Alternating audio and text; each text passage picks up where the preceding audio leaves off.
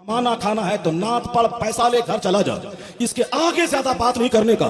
ऐसे कीजिए तो जन्नत मिलेगी, ऐसे कीजिए तो जन्नत नहीं मिलेगी, कुछ नहीं बोलेगा, चुपचाप नबी की नात पढ़। और फिर ये भी मुतालबा करें सिर्फ आला हजरत की नात पढ़, सिर्फ आला हजरत की नात पढ़, फालतू मत पढ़, इसकी उसकी नात मत पढ़। नाते नबी आला हजरत ने इससे बढ़ करके कौन इस सदी में लिख सकता है। सब एक आशिक रसूल, एक वली कामिल, एक मुजद्दिद आजम की नात पढ़। उसी को बता दे कि 5 नात आपको पढ़नी है, आला हजरत की पढ़नी है। नजराना आपका जो है 20,000 25,000 हमसे लीजिए, और आला हजरत की 5 नात पढ़िए और जाइए। बीच में कुछ नहीं बोलना है कि ये करना है, वो करना है, वहां तो करना है, वहां जाना है। इसी में अभी जो तकरीर आप लोगों को सुनाया गया, ये तकरीर है मुफ्ती शहरियार साहब की। मुफ्ती शहरियार ये वही हैं जिन्होंने शब्बीर बरकाती को स्टेज के ऊपर जलील किया था और उनकी इस्लाह की थी। इस्लाह की तो खैर ठीक है, लेकिन उनका इस्लाह करने का तरीक़ा बहुत ही गंदा था, बहुत ही गलत तरीक़ा था।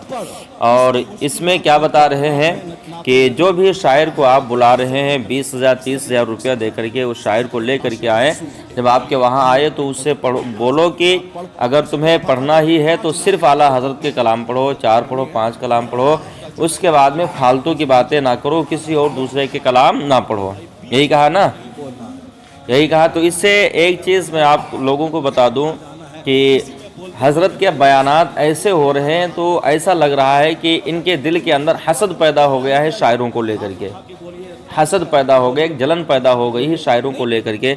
नजराने की बात अगर की जाए तो नजराना ये भी तो खूब लेते हैं, खूब नजराना 30,000 खाले से बात नहीं करते हैं। हमने खुद इनको 30,000 रुपये दिए, 10,000 रुपये बोले कि मैं प्लेन से आऊँगा, पूर्णिया बिहार से, इनका रहने वाले बिहार के रहने वाले हैं, और बोले थे कि रांची से मैं प्लेन से आऊँगा इसलिए मुझे 10,000 रुपये चाहिए, और लखनऊ से मैं टैक्सी करके आऊँगा, 10,000 रुपये भाड़े के किराए के चाहिए। 10,000 रुपये डाले गए और जब आकर के पहुँचे, आए खैर, जब आकर के पहुँचे तो मालूम क्या किससे हज़रत आए हो, तो बोले ट्रेन से आया हूँ। किससे? ट्रेन से आया, और इधर आए तो बस से आए। पैसा किस चीज़ का लिया था कि मैं प्लेन से आऊँगा, और उसके बाद में फिर 20,000 रुपये यहाँ दिए गए, 30,100 रुपये पूरे दिए गए थे। 30,100 रुपये तय करके आए, तो तय करके आना क्या ये जायज़ है?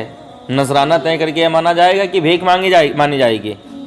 तो जिस तरीके से ये बोलते हैं कि शायर जो नजराना तय करके आते हैं कि फालतू की बात ना करें, सिर्फ आला हज़रत के कलाम पढ़ें, तो एक तो ये बात है, आला हज़रत के कलाम बोलते हैं कि इससे बेहतर कोई लिख नहीं सकता, सबसे बड़े आशिक रसूल हैं, सबसे बड़े मुजद्दिद हैं। चलो खैर ठीक है, सबसे बड़े आशिक हैं इस दौर के आलम में, अगर देखा जाए इस दौर में। लेकिन अगर ये कैद लगा दी जाए कि सिर्फ आला हज़रत ही के शेर पढ़े जाएँ और नात खां कोई अपने नात पढ़ा बना करके नहीं पढ़ सकता है, तो बहुत ऐसे शोरा हैं जो अपने कलाम खुद लिखते हैं, पढ़ते हैं। और इसी तरीके से अगर देखा जाए तो हुजूर मुफ्ती आज़म हिंद जो हुजूर आला हज़रत के साहबजादे हैं, उनका कलाम पढ़ा जाता है तो उनका भी कलाम ना पढ़ा जाए।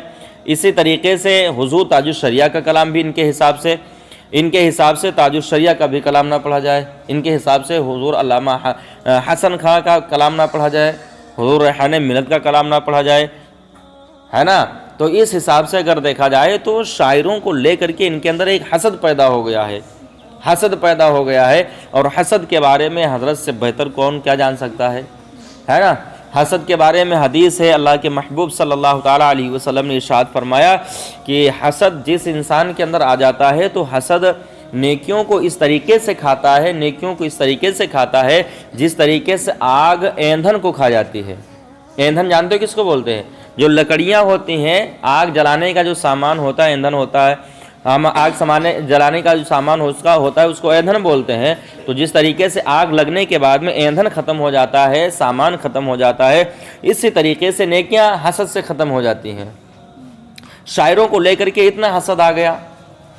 अब इनसे कोई कह दे कि हज़रत आपको सिर्फ तकरीर करने के लिए बुलाया गया है, किसी के बारे में बोलने के लिए नहीं बुलाया गया है, आप किसी शायर के बारे में ना बोले, आपको जो काम दिया गया आपको वो काम करें। 2 घंटा तकरीर आपको बोलना है, आपको 2.5 घंटा आपको बोलना है, 1 घंटा आपको बोलना है, लेकिन जो काम दिया गया वो काम करें। हमको दीन सिखाएं, हमको दीन के बारे में बताएं, ये दुनिया की बातें ना सिखाएं कि वो शायर आए ये करे वो करे, है ना। ये हसद पैदा हो रहा है। हसद के बारे में ये भी आया है कि हसद जहर से भी ज़्यादा ख़तरनाक है। क्या? हसद जहर से भी ज़्यादा ख़तरनाक है, क्योंकि जहर सांप के अंदर होता है, जहर सांप के अंदर होता है, और हसद حسد ایک ایسی چیز ہے کہ ہم دوسرے کو دیکھ کر کے جلتے ہیں تو خود ہمارے اندر حسد ہوتا ہے اور ہم خود ہی جلا کرتے ہیں. ہمارے اندر سے حسد ہوتا ہے اور ہم خود ہی جلا کرتے ہیں. حسد ہوتا ہے کیا جانتے ہو؟ حسد یہ ہے کہ جیسے کوئی نعمت کسی کے پاس میں ہے، کوئی چیز کسی کے پاس میں ہے تو اس کو دیکھ دیکھ کر کے ہم جلیں، ہے نا. یعنی کہ کسی کے پاس میں پیسہ ہے تو ہم پیسہ اس کا دیکھ دیکھ کر کے جلیں. کسی کی اچھی آواز ہے تو اس کی آواز کو ہم سن کر کے جلن پیدا کریں، ہمارے اندر جلن پیدا ہو جائے. کسی کا مکان دیکھ کر کے ہمارے اندر جلن پیدا ہو جائے. یعنی کہ جو ترقی اللہ نے دوسرے کو دی ہے اس ترقی کو ہم دیکھ کر کے جلیں.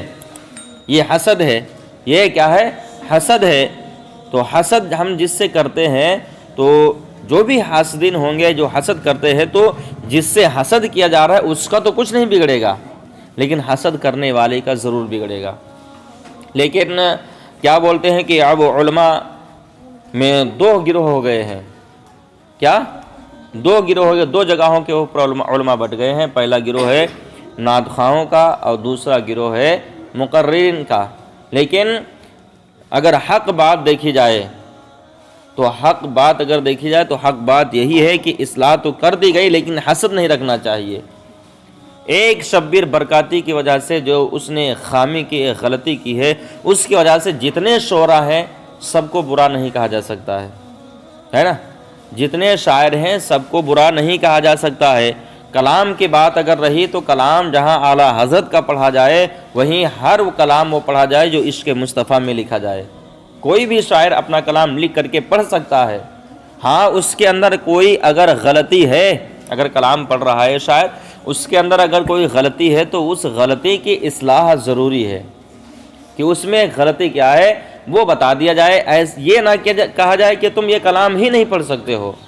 اس کے اندر کوئی خامی ہے، اس کے اندر کوئی غلطی ہے تو اس غلطی کو بتا دیا جائے کہ یہ ہے، اس کو اس طریقے سے نہیں، اس طریقے سے پڑھنا چاہیے. یہ نہیں ہے کہ صرف اعلیٰ حضرت کے کلام ہی پڑھے جائیں. اعلیٰ حضرت سے سبھی محبت کرتے ہیں ماشاءاللہ. بریلی کی بات اگر دیکھی جائے، حضور تاج الشریعہ کی اگر بات دیکھی جائے تو حضور تاج الشریعہ نے ویڈیو بنانا، فوٹو کھنچوانا یہ حرام قرار دیا ہے. بریلی سے یہی فتویٰ ہے. اور حضور تاج الشریعہ کے مرید ہیں، خلیفہ ہیں مفتی شہریار صاحب. تو اب ویڈیو کیوں بنوا رہے ہیں بھائی؟ ہے نا، خود کے ویڈیوز بن رہے ہیں جلسوں میں تو کیوں بنوائے جا رہے ہیں؟ بریلی کا تو فتویٰ ہے کہ ویڈیو نہ بنائے جائیں. جب یہ بات اعلان کی جائے گی کہ صرف اعلیٰ حضرت ہی کے شعر پڑھے جائیں، اعلیٰ حضرت ہی کا کلام پڑھا جائے تو ویڈیو بھی نہیں بننا چاہیے. مفتی شہریار صاحب کو ہوش کے ناخن لینا چاہیے. اتنا حسد آ گیا کہ ہر شعرا کو، ہر نعت پڑھنے والے کو، اور کوئی بھی نعت ہو تو ایسا لگ رہا ہے کہ ایک دم سے لاٹھی ڈنڈا لے کر کے ان کے پیچھے پڑے ہیں، شاعروں کے پیچھے پڑے، ہے نا. کیونکہ یار غلطی ہماری بھائی ہے تو غلطی ہماری جب ہے تو ہم کو اصلاح کیجئے. کہ ہم ماننے کے لیے تیار ہیں اور اصلاح کرنے کا طریقہ بھی ہونا چاہیے. جیسے کہ ابھی اسد اقبال نے کہا ہے. اسد اقبال بہت بڑے شاعر ہیں، تقریباً 30-35 سال سے نعت شریف پڑھ رہے ہیں. تو انہوں نے کہا ہے کہ عالم کچھ بھی کہے ہم اس کو نہیں کچھ کہہ سکتے ہیں. العلماء ورثۃ الانبیاء، یہ حدیث پڑھی کہ عالم جو ہیں تو انبیاء کے وارث ہوتے ہیں، ہم نہیں کہہ سکتے ہیں. ٹھیک ہے، حدیث صحیح ہے، رسول نے جو فرما دیا وہ صحیح ہے، حق ہے، اس کو کوئی نہیں بدل نہیں سکتا ہے. نہیں، اس کو کوئی بدل نہیں سکتا ہے. لیکن وارث تو ہیں، علماء وارث ہیں نبیوں کے. تو کیا نبی علیہ الصلوۃ والسلام اسی طریقے سے لوگوں کی اصلاح کرتے تھے، لوگوں کا پیغام دیتے تھے کہ ان کو جھڑک دیتے تھے، کہ ان کو بے عزت کرتے تھے، ان سے لڑائی جھگڑا کرتے تھے؟ انبیاء علیہ السلام کا یہ طریقہ نہیں تھا، بلکہ ان کا طریقہ یہ تھا کہ ان کے رحم دلی سے لوگ کلمہ پڑھ کر کے ان کے دین میں شامل ہو جاتے تھے. رسول اللہ صلی اللہ تعالیٰ علیہ وسلم جب طائف میں پہنچے تھے حق کا پرچم لے کر کے، حق کا پیغام لے کر کے، تو طائف ایک وادی ہے، طائف کے لوگوں نے رسول اللہ صلی اللہ تعالیٰ علیہ وسلم کو پتھروں سے مارا تھا. رسول اللہ کا جسم مبارک زخمی ہو گیا تھا اور اتنا خون بہا تھا، اتنا خون بہا تھا کہ آپ کی جوتیوں میں، نالین شریف میں خون بھر گیا تھا. فرشتے آئے تھے، کہا تھا یا رسول اللہ حکم فرما دیں تو ان کے اوپر میں ہواؤں کا سمندر ڈال دوں تو ان کو اڑا کر کے ایسی جگہ لے جائے کہ ان کا نیست و نابود ہو جائے۔ پانی کے فرشتے نے کہا تھا اتنا پانی برسا دوں کہ غرق ہو جائیں۔ پہاڑ کے بارے میں ملانے کا حکم آیا تھا کہ فرشتوں نے کہا کہ اگر آپ حکم فرما دیں تو میں پہاڑ کو ادھر سے ادھر ملا دوں اور یہ آپس میں مل جائیں اور یہ پس جائیں، پس کر کے مر جائیں۔ رسول اللہ کو اتنی تکلیف پہنچائی تھی، لیکن رسول اللہ نے ان کے لیے بد دعا نہیں فرمائی، اور فرشتوں سے فرمایا تھا، دنیا کو پیغام دیا تھا کہ میں رحمت للعالمین بن کر کے آیا ہوں، میں اپنی قوم کی بد دعا کے لیے نہیں آیا ہوں، میں اپنی قوم کو عذاب سے بچانے کے لیے آیا ہوں، عذاب دینے کے لیے نہیں آیا ہوں۔ مصطفیٰ کریم صلی اللہ تعالیٰ علیہ وسلم کا طریقہ یہ تھا کہ مصطفیٰ جان رحمت صلی اللہ تعالیٰ علیہ وسلم کو اگر کوئی تکلیف بھی پہنچاتا، ایزا بھی دیا کرتا تھا تو اس کو ہنسی خوشی برداشت کرتے اور اس کے حق میں دعائیں دیا کرتے تھے۔ اور ایک دن ایسا آیا کہ رسول اللہ کی دعا سے وہی طائف جہاں پر رسول اللہ پہ پتھر برسائے گئے تھے، پورا طائف رسول اللہ کے قدموں کے اوپر اپنا مال اور اپنی جان قربان کرنے کے لیے تیار ہو گیا تھا۔ سبھی نے کلمہ پڑھ لیا تھا، مسلمان ہو گئے تھے۔ تو یہ کیا تھا؟ رسول کا اعجاز تھا۔ رسول اللہ صلی اللہ تعالیٰ علیہ وسلم نے دین کا پیغام ایسے پہنچایا ہے، اور علماء ان کے وارث ہیں، اور ان کا پیغام عوام تک کس طریقے سے پہنچا رہے۔ عوام سے 30-40 ہزار روپے لیے جا رہے ہیں، 30-40 ہزار روپے لیے جا رہے ہیں۔ مفتی صاحب لیتے ہیں 30-40 ہزار روپے، مفتی شہریار صاحب 30-40 ہزار روپے لیتے ہیں۔ اب ان سے بولا جائے کہ تمہیں تقریر کرنے کے لیے بلایا گیا، تقریر کرو، دین کی باتیں سناؤ، مصطفیٰ کا پیغام سناؤ، خدا کا کلام سناؤ، ان شاعروں کے بدگمانی کرنا بند کر دو۔ کہا جا سکتا ہے کہ نہیں تمہیں 30 ہزار روپے کس وجہ سے دیے گئے؟ 30-40 ہزار روپے ڈیمانڈ ہے یہ؟ تو سب سے پہلے اپنے آپ کو دیکھنا چاہیے کہ ہمارے اندر کیا خامی ہے نا؟ ہم اتنے بڑی اسٹیج کے اوپر سوشل میڈیا کے سامنے ایسی باتیں کر رہے ہیں، اور ہم خود ہی اس جرم میں مبتلا ہیں، ہم خود ہی روپے لے رہے ہیں، ہم خود پیسے لیتے ہیں، اور پھر ہم دوسرے کو نصیحت کرتے ہیں کہ تمہیں پیسے دیے گئے تو نعت پڑھ، اعلیٰ حضرت کا کلام پڑھ، اس کے علاوہ اور کوئی کلام نہیں پڑھ سکتا، یعنی مفتی اعظم ہند کا کلام کوئی نہیں پڑھ سکتا، تاج الشریعہ کا کلام کوئی نہیں پڑھ سکتا، اپنا لکھا ہوا کلام کوئی نہیں پڑھ سکتا ہے۔ بہت ایسے شاعر ہیں پوری دنیا میں کہ لکھتے بھی ہیں اپنے آپ سے، اور بہترین لکھتے ہیں، سمجھ گئے؟ تو یہ ایک حسد ہے، حسد سے بچنا چاہیے۔ اللہ توفیق دے ان کو اور ہم سب کو کہ پروردگار عالم حسد سے ہم سب کو بچائے۔ عالم اور جاہل کے بارے میں، عالم اور جاہل کے بارے میں حکم آیا کہ جاہل جو ہوتا ہے وہ چلا کر کے بات کرتا ہے، عالم کے بارے میں حکم آیا کہ عالم چلا کر کے بات نہ کرے، سمجھائے، عالم نرمی سے پیش آئے، تاکہ عالم اور جاہل میں فرق ہو۔ جب عالم بھی چلائے گا، جاہل بھی چلائے گا، تو عالم اور جاہل میں فرق کیا رہے گا؟ ہے نا؟ سب ایک ہی طریقے سے ایک ہی برابر ہے۔ تو یہ باتیں عالموں کے لیے بھی ہے اور آپ لوگوں کے لیے بھی ہے۔ تم لوگ پڑھتے ہو یہاں، اپنے ماں باپ کے اوپر مت چلایا کرو۔ تم اگر چلاؤ گے تو تم میں اور جو پڑھنے نہیں آتے ہیں ان میں کیا فرق ہوگا؟ بولو۔ ماں باپ جو بھی کہیں خاموشی سے اس کو سنو اور اس کے اوپر عمل کرو، کیونکہ ماں باپ کی قدر کر لو اس وقت تلک کر کے جب تلک کر کے وہ زندہ ہیں۔ مرنے کے بعد میں پھر چاہ کر کے بھی نہیں پاؤ گے کہ اگر ہمیں فرصت مل جائے، آج میری ماں زندہ ہوتی تو میں اس کے پیروں کو دباتی، ان کی خدمت کرتی۔ نہیں ہو پائے گا، کچھ نہیں ہو پائے گا، سمجھ گئے؟ ماں باپ کی خدمت کرو، چلا کر کے ان سے باتیں نہ کرو، اور حسد کسی کے لیے پیدا نہ کرو۔ جس کے دل کے اندر حسد ہو اس کے لیے ایک بہترین وظیفہ ہے، وہ وظیفہ یہ ہے کہ وہ مسجدوں کی صاف صفائی کرے آ کر کے، انشاءاللہ رب العزت اس کا دل حسد سے پاک و صاف ہو جائے گا۔ ٹھیک ہے؟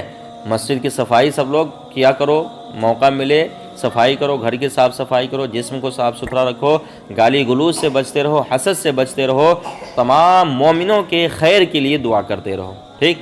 سبھی جب نماز پڑھو، نماز کے بعد میں سارے مسلمانوں کے لیے بھلائی کے لیے دعا کرتے رہو، اپنے ماں باپ کے لیے دعا کرتے رہو۔ اللہ رب العزت ہم سب کو صراط مستقیم پہ استقامت عطا فرمائے، آمین بجاہ سید المرسلین۔